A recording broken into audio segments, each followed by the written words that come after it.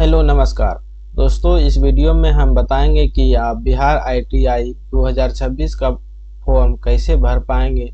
तो इस वीडियो में आपको फुल प्रोसेस जो है कि करके दिखाएंगे लाइव। तो दोस्तों वीडियो में आपको लास्ट तक बने रहना। इसमें पूरी जानकारी बताया जाएगा कि आपको फोटो कैसे अपलोड करना है, सिग्नेचर कैसे अपलोड करना है, उसका साइज कैसे बनाना है और लाइव फोटो कैसे अपलोड करना है, इसका लास्ट डेट और जो कि स्टार्टिंग डेट कब तक है, सभी जानकारी इस वीडियो में बताया जाएगा। जैसा कि कोई स्टूडेंट जो होता है कि फॉर्म फिल करने में किसी प्रकार का गलती कर देता है जो आगे चल के उसका फॉर्म रिजेक्ट हो जाता है।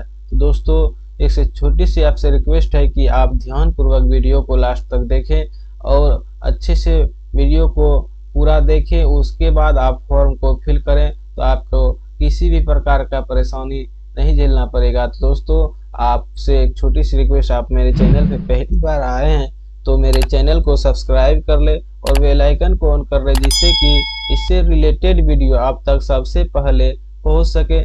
चलिए दोस्तों आपको हम बताते हैं कि आप इसका आईटीआई बिहार आईटीआई 2026 का एडमिशन फॉर्म कब से कब तक इसका फॉर्म फिलअप होगा, तो आपको दिखाते हैं। इसमें फर्स्ट में दोस्तों आपको जो है कि स्टेप बाय स्टेप रजिस्ट्रेशन करके दिखाएंगे, उसके बाद आपको जो है कि फॉर्म फिल करके दिखाएंगे कि आप स्टेप बाय स्टेप फॉर्म कैसे फिल कर पाएंगे। तो चलिए दोस्तों यह फॉर्म आप कैसे फिल कर पाएंगे, यहाँ पे नीचे में आप देख सकते हैं दोस्तों कि फॉर्म फिल करने के लिए दोस्तों आपको मोबाइल में या लैपटॉप में गूगल ओपन कर लेना है। यहाँ पे BCECE लिख के सर्च करना है। इस तरह से इसका ऑफिशियल वेबसाइट का लिंक आएगा, फर्स्ट पे ही आपको क्लिक करना है। यहाँ पे आप जैसे ही क्लिक करेंगे तो इस तरह से भी इसका पोर्टल खुल के आएगा। यहाँ पे आपको 3 नंबर में दिखेगा, ऊपर में देख ऑनलाइन पोर्टल के सेक्शन में यहाँ पे पॉलिटेक्निक और पैरामेडिकल का 1 नंबर 2 नंबर में दिखेगा। उसके बाद नीचे आएंगे 3 नंबर में, यहाँ आपको जो कि ITI का ऑनलाइन करने का लिंक दिखेगा, तो यहाँ पे आपको क्लिक करना है। यहाँ पे आप जैसे ही क्लिक करते हैं तो इस तरह से तो इसका वेबसाइट इस तरह से खुल के आएगा। तो यहाँ पे देखेंगे आपको कि पहले रजिस्ट्रेशन करना पड़ेगा। यहाँ पे देख लें दोस्तों इसका ऑनलाइन स्टार्ट जो रजिस्ट्रेशन किया गया है 16/3/2026 से स्टार्ट हुआ है ऑनलाइन आवेदन। इसका जो लास्ट डेट रहने वाले है 14/4/2026 रहने वाला है, जो कि 12 PM तक रहने वाला है इसका ऑनलाइन लास्ट डेट। तो देख सकते हैं दोस्तों इसको आपको ऑनलाइन करने के लिए न्यू रजिस्ट्रेशन पहले करना पड़ेगा, उसके बाद लॉगिन करके आप फॉर्म फिल करेंगे। न्यू रजिस्ट्रेशन पे आप जैसे ही क्लिक करेंगे तो इस तरह से तो यह रजिस्ट्रेशन का फॉर्म जो खुल के आएगा, तो इस तरह से डायरेक्शन खुल के आएगा। तो इस तरह से देख लेंगे। यहाँ पे आपको सभी कैटेगरी वाइज यहाँ पे फी दिया गया है। EBC OBC SC ST को कितना फी लगता है यहाँ पे आप देख सकते हैं कि EBC 750 रुपया, यहाँ पे SC ST को 100 रुपया लगने वाला है।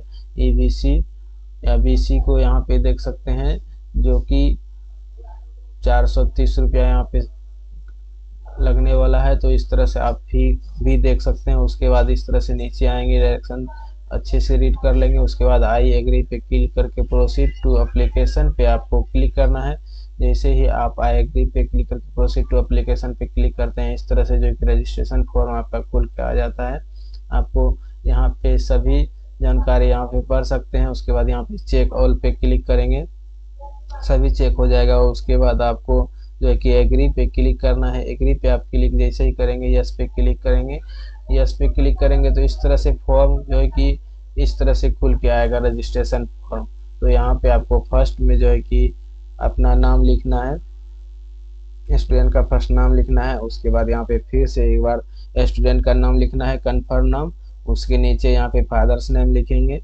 उसके नीचे यहाँ पे आपको मदर्स नेम लिखना है। डेट ऑफ बर्थ आपको सेलेक्ट करना है, जो आपका डेट ऑफ बर्थ का डेट है वो सेलेक्ट कर लेंगे। उसके बाद यहाँ पे मंथ आएगा, मंथ सेलेक्ट कर लेंगे, ईयर सेलेक्ट कर लेंगे इस तरह से।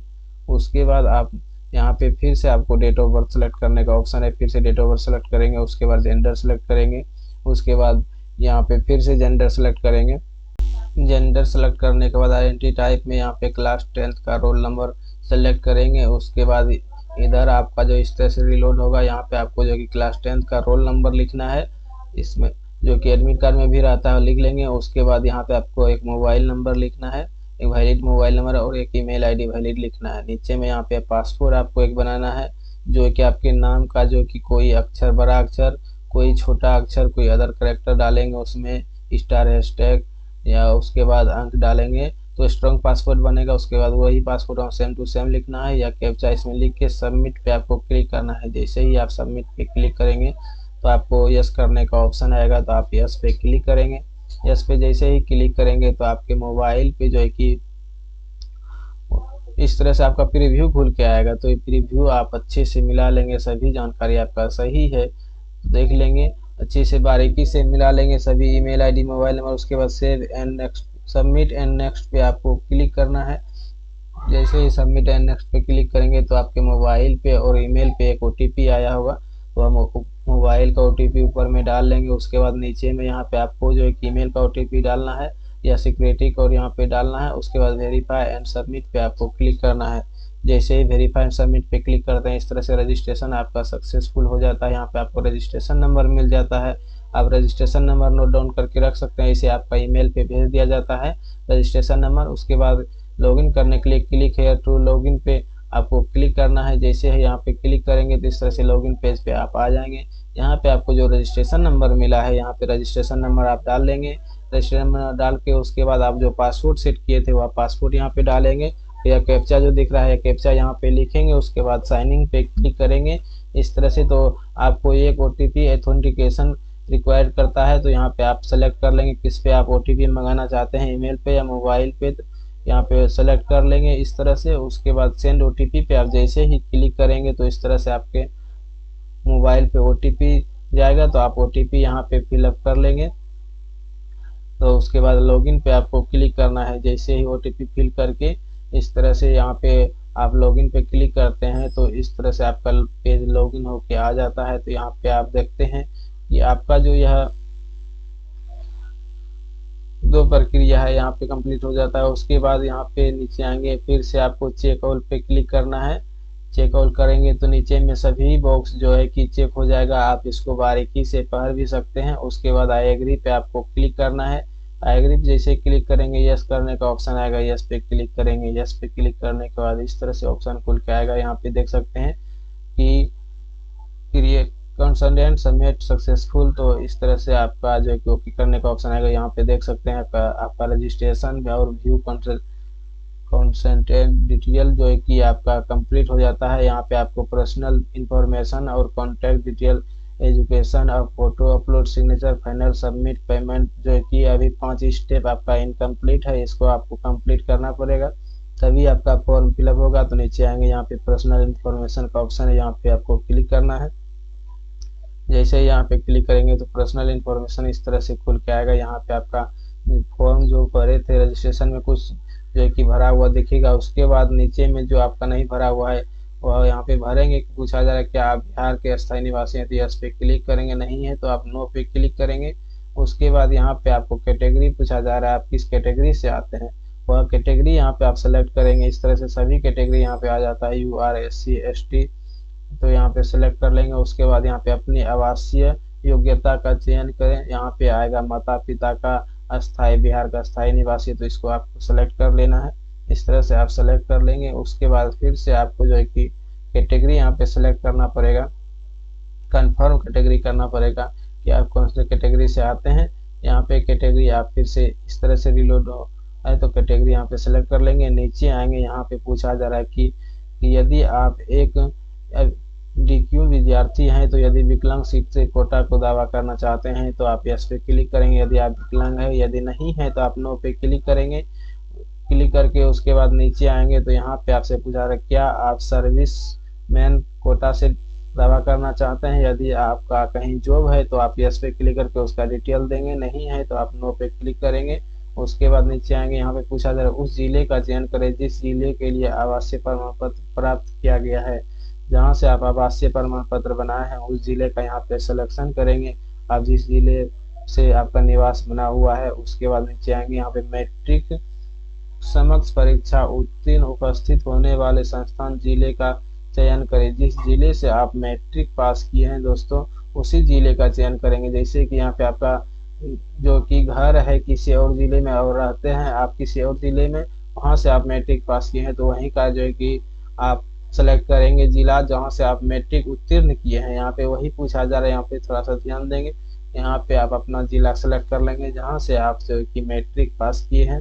इस तरह से यहाँ पे सभी जिले आ जाते हैं। उसके बाद नीचे आएंगे, यहाँ पूछा जा रहा है उस जिले का चयन करें जहाँ आपके पिता माता कार्यरत हो, जिसके नियोक्ता का प्रमाण पत्र प्राप्त हो। तो जहाँ पे आपका घर है, माता पिता रहता है, वह जिले का सिलेक्शन करेंगे। उस जिले का चयन करें जिसमें आपकी पसंद की ITI हो। तो यहाँ जो ऊपर में आप सेलेक्ट किए हैं आवासीय जिला, तो वही यहाँ पे डिस्ट्रिक्ट जो आ जाता है ITI करने के लिए कि आप उसी डिस्ट्रिक्ट से आप ITI कर सकते हैं। तो यहाँ पे सेलेक्ट कर लेंगे। यहाँ सेलेक्ट करने का ऑप्शन आया, वही जिला का ऑप्शन आएगा, तो यहाँ पे आप सेलेक्ट कर लेंगे। उसके बाद नीचे में आपको आइडेंटिफिकेशन मार्क्स बताना है, पहचान चिन्ह शरीर का, जो है कि कोई जला का निशान, कटा का निशान, यदि आपका। उसके बाद आपको यस करने का ऑप्शन आएगा, यहाँ पे यस पे क्लिक करेंगे। जैसे ही यस पे क्लिक करेंगे जो कि आपका एक और स्टेप जो है कि कंप्लीट हो जाता है। इस तरह से देख सकते हैं आपका जो कि तीसरा स्टेप खुल के आ जाएगा। यहाँ पे एड्रेस डालने के लिए बोला जा रहा है आपको, तो यहाँ पे फर्स्ट में आपको विलेज का नाम लिखना है। उसके बाद सेकेंड में आप सब लोकेलिटी लिख सकते हैं या पुलिस स्टेशन लिख सकते हैं, या ऑप्शनल में है लिखना है तो लिख सकते हैं, नहीं तो छोड़ सकते हैं। उसके बाद यहाँ पे पोस्ट ऑफिस का नाम लिख सकते हैं।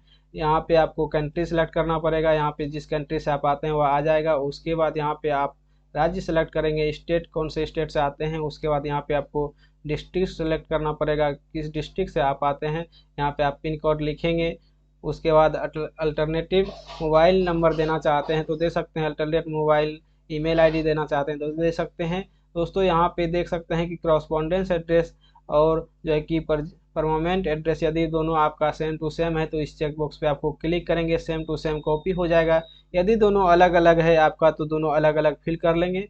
उसके बाद नीचे आएंगे, यहाँ पे आपको सेव एंड कंटिन्यू पे आपको क्लिक करना है। सेव एंड कंटिन्यू जैसे ही करेंगे तो यस करने का ऑप्शन आएगा, आप यस पे क्लिक करेंगे। इस तरह से जो कि अभी स्टेप आपका कंप्लीट हो जाता है। तो इस तरह से जो कि ऑप्शन खुल के आएगा। आप जो है कि क्लास 10th रिक्वायरमेंट डिटेल डालना है, यहाँ पे पासिंग, यहाँ पे क्लास 10th का डिटेल डालना है। आप जो है कि क्लास 10th पास हैं या फेल हैं, यहाँ पे आप अपेयरिंग हैं वह यहाँ पे डालेंगे। उसके बाद पासिंग ईयर बताएंगे कि किस ईयर में आप पास किए हैं 10th। उसके बाद यहाँ पे आपको बोर्ड सेलेक्ट करना है, किस बोर्ड से आप एग्ज़ाम दिए हैं 10th का। यहाँ पे सभी बोर्ड का नाम आ जाता है। इस तरह से यदि आपका बोर्ड नहीं आता है तो यहाँ पे अदर का भी ऑप्शन है, आप अदर सेलेक्ट कर सकते हैं। यहाँ पे तो बिहार का ही ऑप्शन यहाँ पे आ रहा है, या डाल लेंगे। उसके बाद इंस्टीट्यूट नेम एड्रेस यहाँ पे लिखना है। उसके बाद रिजल्ट जो है कि आप पास हैं, यदि परसेंटेज में है या CGPA में है वह सेलेक्ट करेंगे। उसके बाद यहाँ पे जो है कि मैक्सिमम मार्क बताएंगे, कितना नंबर का आप एग्ज़ाम दिए थे। उसके बाद ऑब्टेंट मार्क बताएंगे, आपके एग्ज़ाम में कितना नंबर आया था, यहाँ पे परसेंटेज आ जाएगा। उसके बाद सेव एंड नेक्स्ट पे आपको क्लिक करना है। सेवन नेक्स्ट करते ही इस तरह से जो कि ऑप्शन खुल के आ जाएगा। यहाँ पे देख सकते हैं डॉक्यूमेंट अपलोड करने का ऑप्शन यहाँ पे खुल के आ गया है। तो नीचे आएंगे, यहाँ पे जो है कि आपको यहाँ पे ध्यान देने का बात है दोस्तों, यहाँ पे इस तरह से जो है कि डॉक्यूमेंट करने का ऑप्शन खुल के आता है। तो यहाँ पे फर्स्ट में जो है कि आपको फ़ोटो अपलोड करना है, उसके बाद इंग्लिश सिग्नेचर अपलोड करना है और हिंदी सिग्नेचर, और एक लाइव फ़ोटो अपलोड करना है आपको। दोस्तों इसका गाइडलाइन क्या है यहाँ पे ऊपर में दिया गया है इसका फ़ोटो का, कि आप फ़ोटो कैसे अपलोड करेंगे। यहाँ पे देख सकते हैं फोटोग्राफ का जो कि गाइडलाइन दिया गया है, photograph should be name by first two character. यहाँ पे जो कि आप फोटो का फाइल नेम जो बनाएंगे, फोल्डर नेम, यहाँ पे इसमें ध्यान देने का बात है दोस्तों कि फोल्डर नेम जो आप बनाएंगे, यहाँ पे पहले आप अपने नाम का जो है कि कैपिटल में 2 अंक लिखेंगे, 2 अक्षर लिखेंगे। उसके बाद जो है कि अंडर स्लेश देंगे, इस तरह से कैंडिडेट नेम लिखेंगे। उसके बाद अंडर स्लेश फोटो लिखेंगे। उसके बाद JPG में फॉर्मेट में आपको सेव करना है।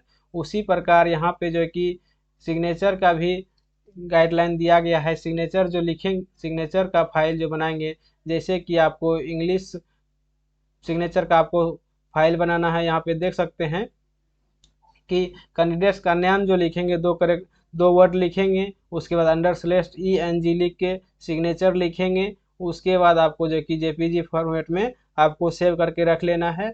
उसी तरह से आपको हिंदी में भी करना है कि आप हिंदी सिग्नेचर का साइज जो बनाएंगे उसका भी इसी तरह से साइज बनाएंगे। यहाँ पे देख सकते हैं इसका जो इंग्लिश सिग्नेचर यहाँ पे होना चाहिए, और उसके बाद आपको हिंदी में उसी तरह से बनाना है। और 50 KB से लेके 5 KB से लेके 50 KB आपका जो है कि इसका साइज रहने वाला है। जो है कि सिग्नेचर का साइज जो 300 पिक्सल बाय 100 पिक्सल रहेगा। उसी तरह से फोटो का जो रहेगा पिक्सल यहाँ पे देख सकते हैं 200 पिक्सल बाय 250 पिक्सल यहाँ पे रहने वाला है। तो इस तरह से साइज आप बना लेंगे। उसके बाद आपको यहाँ पे फोटो सेलेक्ट करेंगे इस तरह से। उसके बाद आपका ऑप्शन आएगा यहाँ पे फोटो का, तो फोटो आप जहाँ पे सेव किए होंगे यहाँ पे जैसे कि देख सकते हैं इस स्टूडेंट का यहाँ पे सेव करके रखे हैं, इसको यहाँ पे क्लिक करेंगे। उसके बाद प्रीव्यू एंड अपलोड पे आपको क्लिक करना है। जैसे ही प्रीव्यू एंड अपलोड पे क्लिक करेंगे तो जो कि इसका फोटो इस तरह से अपलोड होके आ जाएगा। आप देख सकते हैं इस तरह से फोटो का प्रीव्यू खुल के आएगा। यहाँ पे आपको देख लेना है सभी जानकारी अच्छे से सही है, फोटो सही है।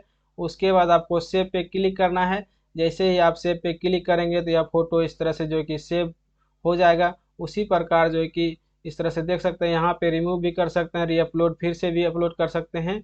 यहाँ पे क्लिक हेयर फॉर व्यू, यहाँ पे व्यू करके भी देख सकते हैं आप फोटो। उसी तरह से आपको सिग्नेचर जो कि इंग्लिश सिग्नेचर यहाँ पे अपलोड कर लेना है इसका साइज बना के। उसके बाद यहाँ पे हिंदी भी सिग्नेचर अपलोड कर लेंगे। और यहाँ पे आपको लाइव फोटो कैप्चर करने का ऑप्शन है। यहाँ पे मोबाइल से यदि आप करना चाहते हैं तो मोबाइल से कर सकते हैं।